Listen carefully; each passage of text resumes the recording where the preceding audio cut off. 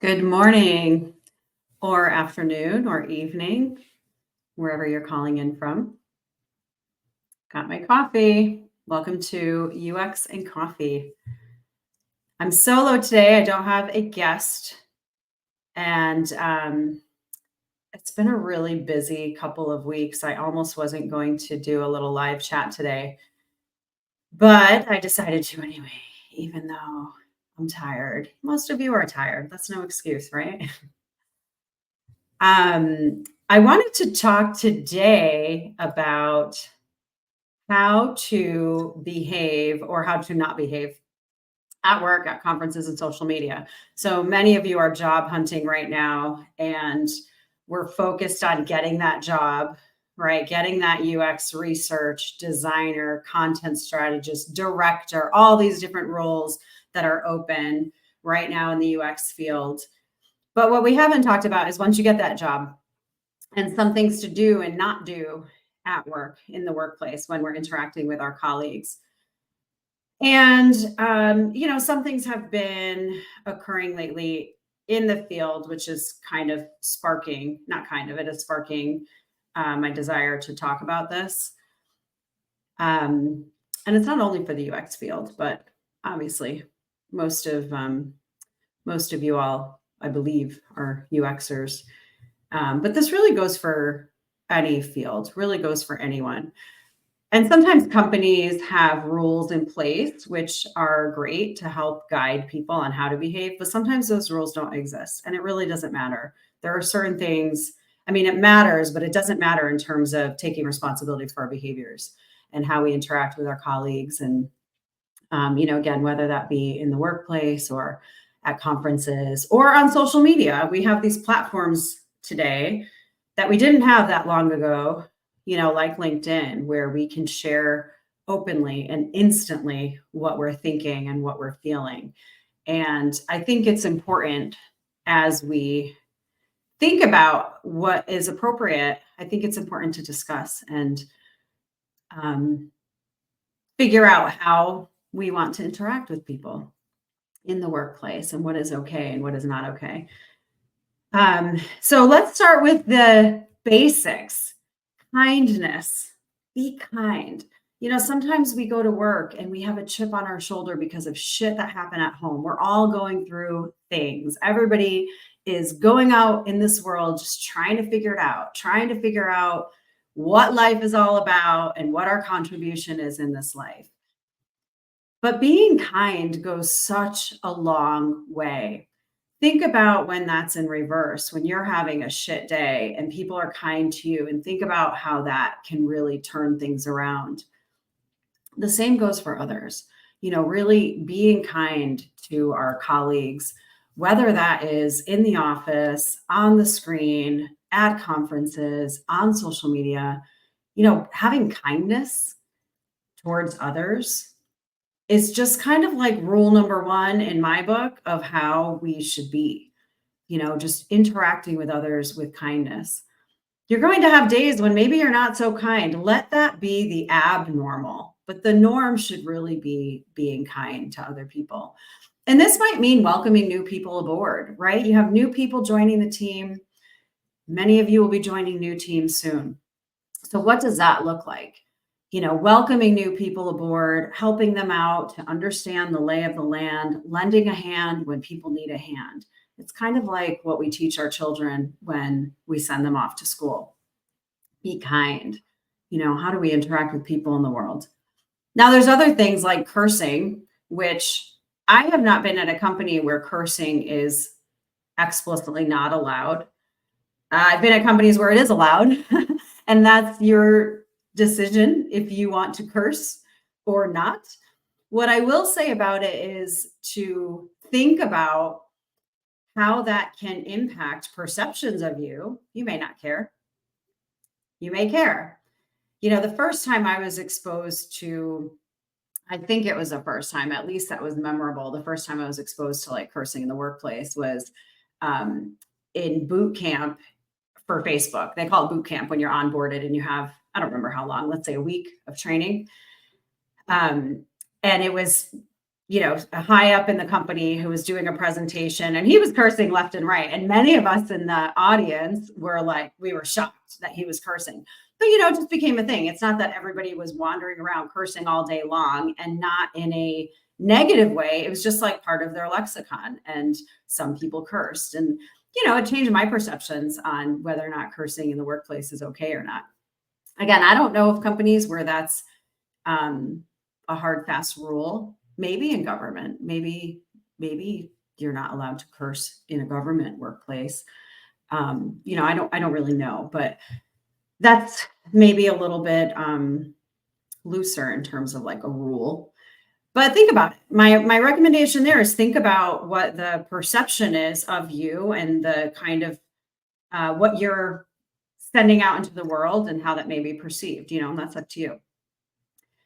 Another thing is communicate, have difficult conversations. So those of you who have worked with me, whether that be in the workplace or in a coaching capacity, in my teaching, those of you who know me know that I am a big proponent of having difficult conversations. And I believe that's how we grow the most. Having Radical Candor.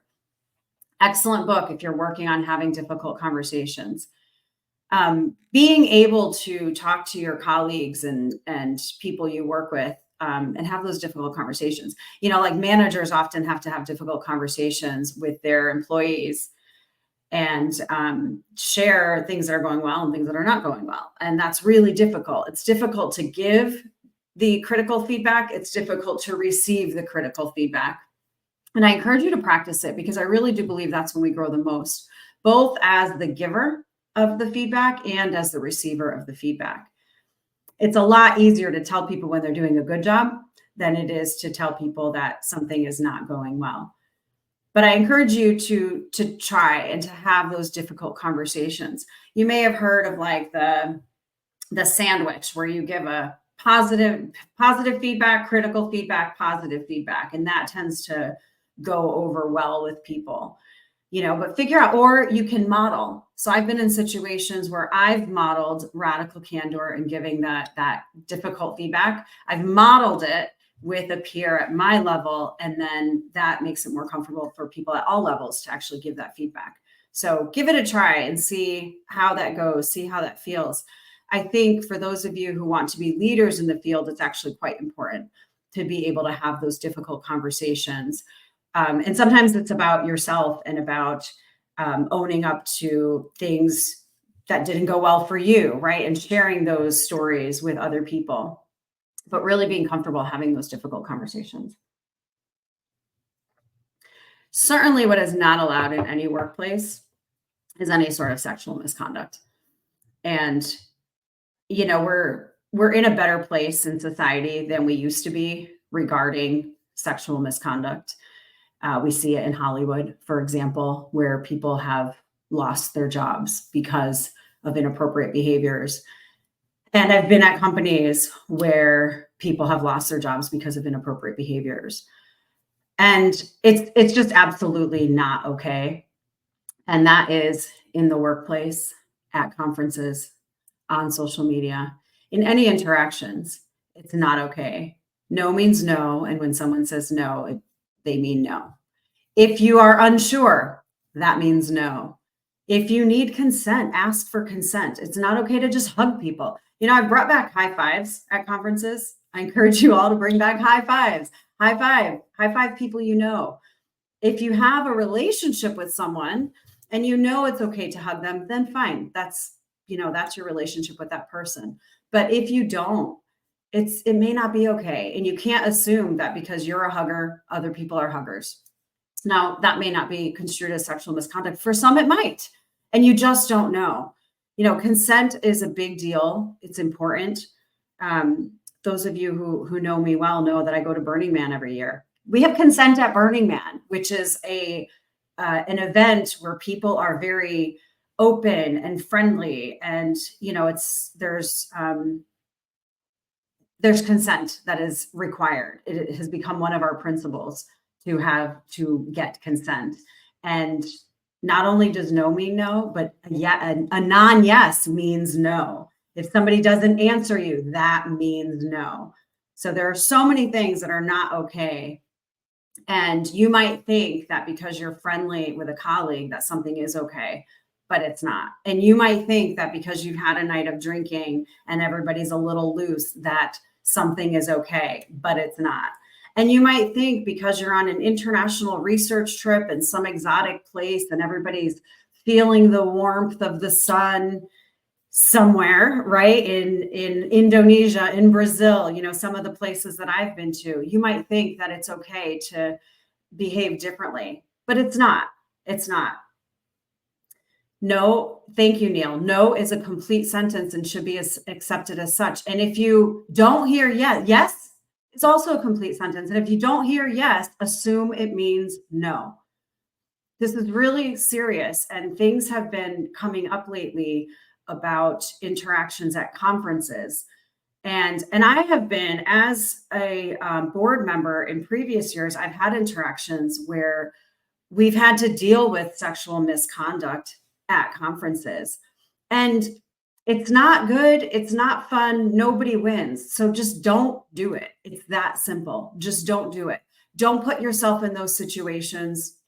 Don't make a late night call to someone who you don't already have an established relationship with. Don't send late night texts to people, asking to get together. Just don't do it. Don't do it. If you think there's a maybe yes, then have a conversation about it in the morning. Have a conversation about it and see if there really is a yes there before you make an assumption, because nobody wins. And you do not want to be in that situation. You do not want to put your colleagues in that situation. Trust me when I say that nobody wins.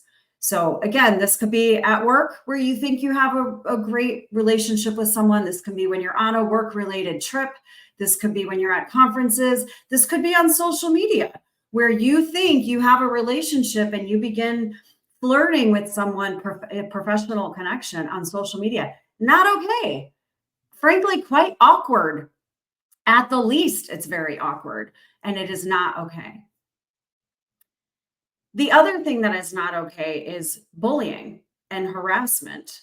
And sometimes we retaliate bad situations with more bad situations, and that's not okay. That's not okay. When someone tells you to stop, the same way regarding sexual harassment, when somebody tells you to stop with any sort of assertive or aggressive behaviors you have, just stop.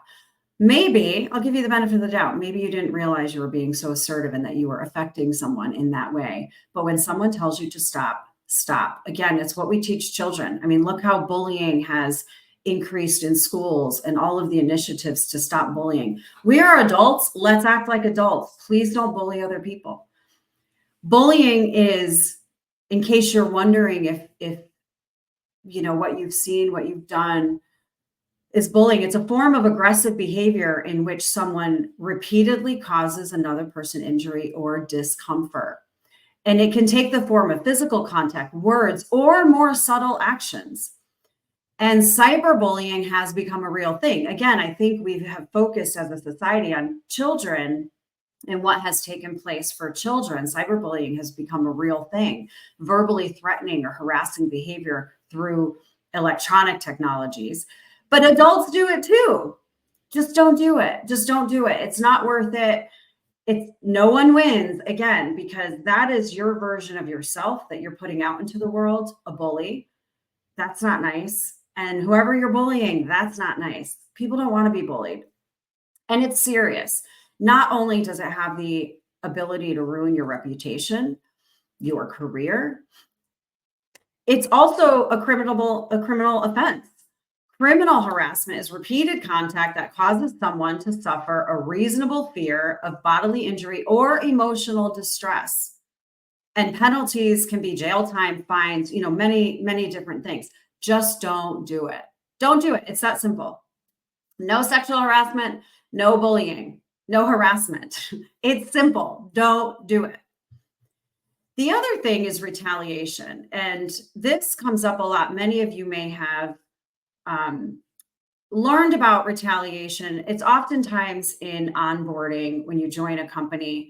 And it's really important in the workplace because oftentimes retaliation is referred to about a manager, a higher up retaliating against someone that is reporting to them who has filed a formal complaint. So that's usually the context in which we talk about retaliation. So let's imagine a scenario where a manager has said something inappropriate, maybe some sort of sexual misconduct. They've said something inappropriate and to you, and then you file a formal complaint, and then you get fired. That is a classic case of retaliation, right? Because you have filed a complaint, the person or the entity that you have filed the complaint about, they retaliate.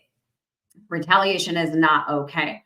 So if you have accidentally, maybe I'm giving you the benefit of the doubt, if you have accidentally, I hate to say accidentally sexually harassed, because that's not an accident, but let's imagine you had a behavior that you didn't realize was causing someone harm, and they file a complaint. Do not retaliate. It's that simple. Own up to what occurred and do not retaliate. Because in many, and I don't know if it's all, but in many workplaces, that is illegal as well. So, again, it's like taking these negative situations and making them more and more negative by piling things on top of each other. And just don't do it. Just don't do it. If you're a manager and somebody has filed a complaint or expressed a complaint to you, figure out how to overcome that situation. Whichever side you're on, I highly recommend talking to people, talking to HR. If you're in the workplace, talking to conference organizers. If you are at an event, at a conference event, talking to other people about what's taking place and getting advice about how to move on. I highly recommend that. But at any rate, it's not okay. So what else? We talked about sexual harassment, bullying and harassment, retaliation. And okay, so social media. So we talked a bit about all these things taking place in the workplace, which is usually where we talk about these things and where we learn about these things, because when we're onboarded at companies, we have to take training, take courses to make sure we all are on the same page. We understand that these things are not okay. But we may be at other events and other kinds of situations where these things are still in play. Just because you didn't go through some massive training does not mean these things do not apply. So again, could be at a conference, a big conference, like a multi-day conference. It could be at a meetup in the evening somewhere. It could be, again, on social media. We have these platforms these days where we are able to act instantly based on our emotions, based on what we're thinking right now. I recommend not doing that. Sit with it. If you have a gut reaction, I recommend sitting with it and calming down before reacting, before responding. It's a really powerful thing to be able to be grounded and pause and not react. And this is beyond all the things that I'm talking about here today. This is like in any relationship. This could be in your romantic relationship, in your friend relationship, parents, partners, whomever. And it's really powerful if you can sit with your thoughts and your feelings before replying. And I highly recommend that on social media, because it's a little too easy right now, whether that be LinkedIn for work or Facebook or Instagram or whatever you're on. It's a little too easy, in my humble opinion, to be able to respond to things immediately. And I know too many people who respond and then want to take it back. And once it's out there, it's out there. We've heard this before. We've seen it before. All of these things, once they're out there, they're out there.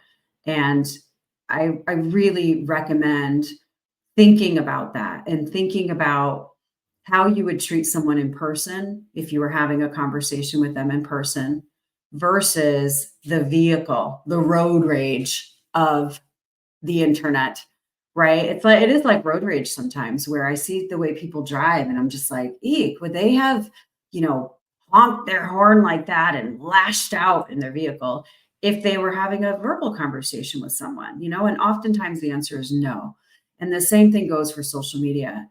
We oftentimes, people oftentimes will behave in ways that are not the way they would normally behave on social media.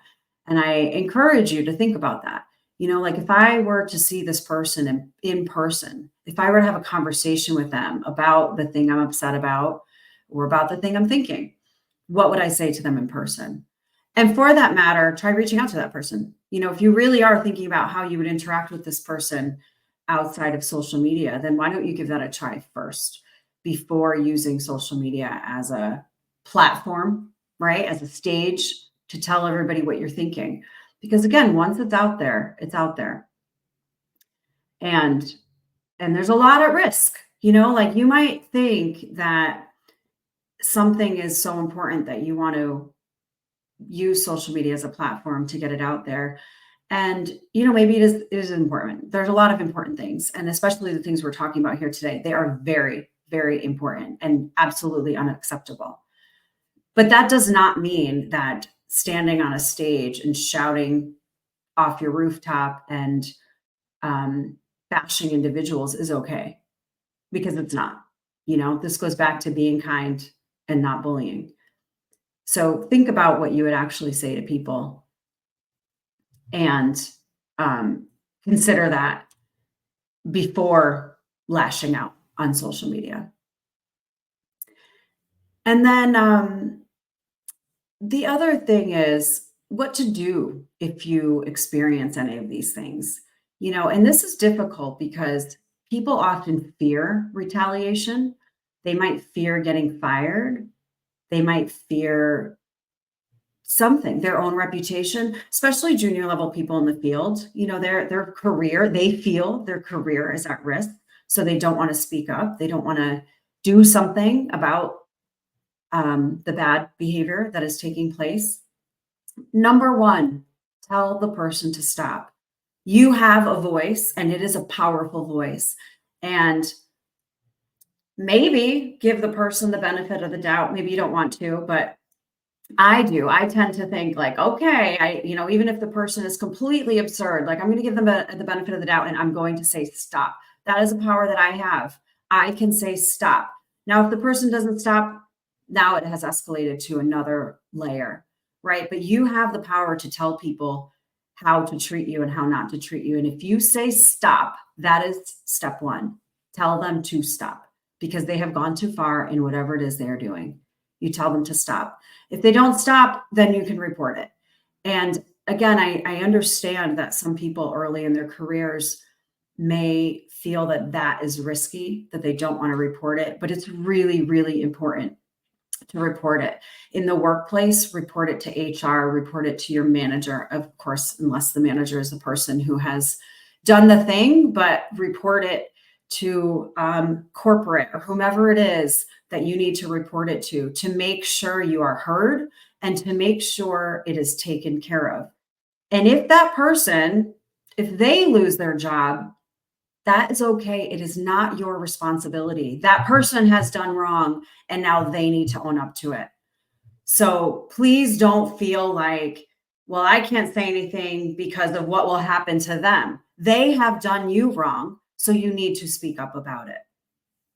That doesn't mean go on social media and bash them all over the place, right? Again, there's a fine line of you being who you need to be, who you want to be in this world, and being kind and treating people with kindness, and making sure when people do things that are very wrong, that is addressed. We have a couple comments here. Even not on social media, it can get bad quickly. I'm guilty of this in work communication. Absolutely. And then things are made worse over email. Absolutely. I mean, how many times has that happened where work or non-work, you email something or you text something and it's completely taken differently? Whereas if you had verbalized the thing that you had typed, the person may have known your tone. You could have had a dialogue instead of just one-way communication. Now it's a dialogue and you're having a conversation instead of just shouting things from the rooftop. Absolutely. And look, I've made my fair share of mistakes. Where I'm coming from, these are my thoughts, these are my opinions. Some of these are grounded in my experiences in companies where these are hard, fast rules. But a lot of what I'm sharing, it's my own experiences. I've made mistakes. I have made mistakes. I continue to make mistakes. I'm going to continue making mistakes. I promise you they're not sexual harassment and bullying. I promise you. These are things that I stand behind. But I do make mistakes and I learn from them. And quickly responding to things, sending an email, sending a text. My gosh, I've done that way too many times. And I have people in my life that are really difficult to communicate with. And I stop myself from sending that text because I know it's not going to go over well. But yet I'm like, this person is really hard to communicate with. How can I communicate with them that I am hurt about something? Right. And I try other ways, but I've learned that one the hard way. And, I won't be surprised if I make that mistake again, where I send a message a little too soon when I'm a little too fiery. Calm, calm. And then think about that message you want to send. Think about who you are being in that moment and who you want to be in that moment. Think about your end goal. Like sometimes we're just upset and we say what we want to say because we're upset.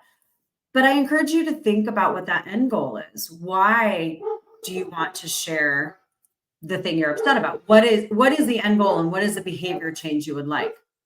And think about that too. Think about what your end goal is before acting. Sorry if you can hear my dog barking here. She agrees.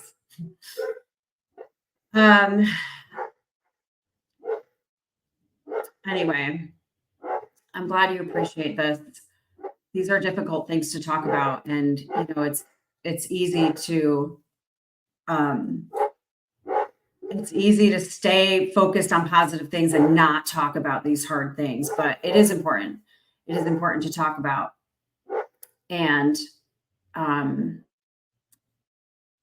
to think about how we want to behave, and then to behave in that way. I guess that's all for today. Thank you so much for being here. Thank you for joining me. Thank you for your support and for being open to talking about these difficult things. Thank you for all of you who are allies to anybody who has experienced these things. I think allies are really important as well. And as always, I am here if any of you ever want to talk about any of these things, or anything UX related, or if you want to talk about Hawaii, one of my favorite places where I find peace. I hope you all have a wonderful day or evening, wherever you are calling from, and I'll see you all very soon. Take care.